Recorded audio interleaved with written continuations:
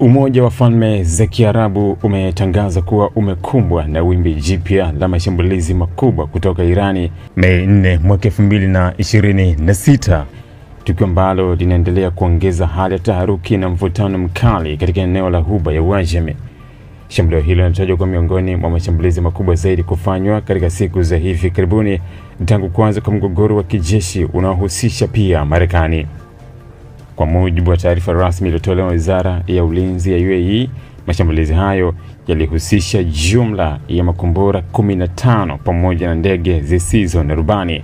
Kati ya makombora hayo 12 yalikuwa ya ballistic yenye uwezo mkubwa wa kufika umbali mrefu na kusababisha uharibifu mkubwa, huku mengine matatu yakiwa ni makombora ya cruise yanayoruka chini kwa chini ili kukwepa mifumo ya ulinzi wa anga.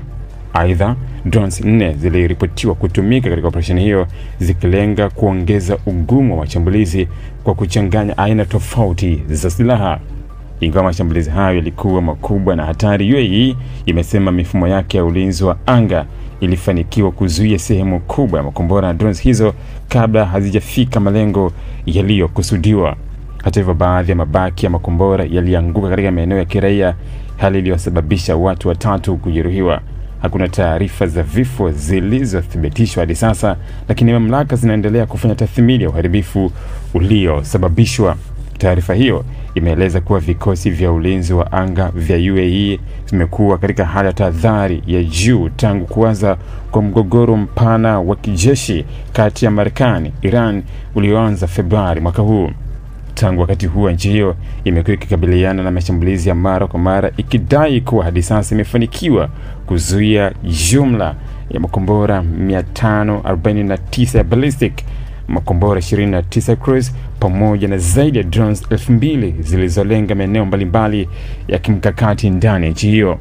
Wachambuzi wa masuala ya usalama wanaeleza kuwa matumizi ya mchanganyiko wa makombora ya ballistic, cruise na drones yanaashiria mabadiliko ya mbinu za kivita zinazotumiwa na Irani kwa lengo la kuzidi uwezo wa mifumo ya ulinzi wa anga ya maadui zake.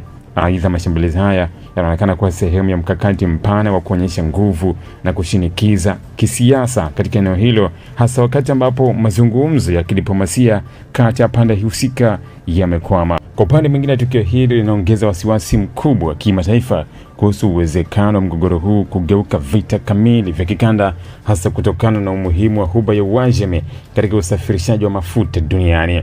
Mataifa mengi yanaendelea kutoa wito wa kujizuia na kurejea kwenye mazungumzo ya amani ili kuepusha madhara makubwa zaidi kwa usalama wa kimataifa na uchumi wa dunia.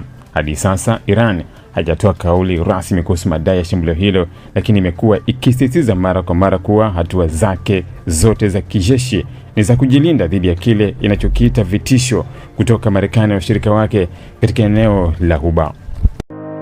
Ili kuwa mwanafamilia bora wa Global TV, usisahau kusubscribe, like, kushare na kucomment. Baada ya kusubscribe, bonyeza alama ya kengele ili kupata taarifa kwa kila video inayopanda Global TV Online.